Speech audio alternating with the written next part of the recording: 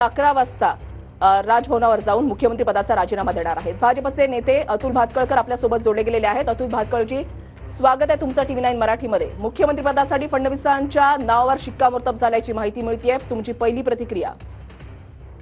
नाही, पहिली गोष्ट तर माननीय मुख्यमंत्री आज राजीनामा देणार आहेत हे स्वाभाविक आहे, कारण आज विधानसभेची मुदत ही संपती आहे आणि त्यामुळे त्यांचा राजीनामा आज विधानसभेची मुदत संपत असल्यामुळे लोकशाही परंपरेला जी आम्ही नेहमीच पाळण्याचं काम करत असतो महायुती म्हणून, त्या परंपरेला धरून ते आहे।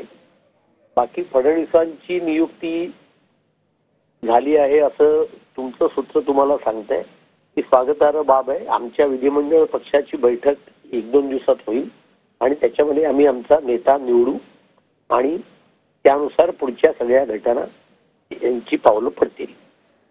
किती आमदार जे आहेत ते शपथ घेतील या संदर्भातली काही माहिती तुमच्यापर्यंत पोहोचलेली आहे? नाही, पहिली तर अजून विधिमंडळ गटाचा नेता आम्हाला निवडायचा आहे। आमची बैठक होईल आणि त्या बैठकीच्या नंतर या सगळ्या गोष्टी जे नेते असतील, म्हणजे देवेंद्रजीच ते नेते असतील हे उघड आहे आणि त्याच्यानंतर तो त्यांचा सर्वस्वी अधिकार आहे।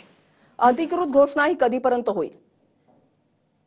मला व्यक्तिशः त्याची काही कल्पना नाहीये, पण ती लवकरात लवकर होईल असा मला विश्वास आहे। नक्कीच। धन्यवाद भातखळकरजी, तुम्ही आमच्याशी सविस्तर संवाद साधण्यासाठी। तर भाजपचे नेते अतुल भातखळकर आपल्या सोबत होते।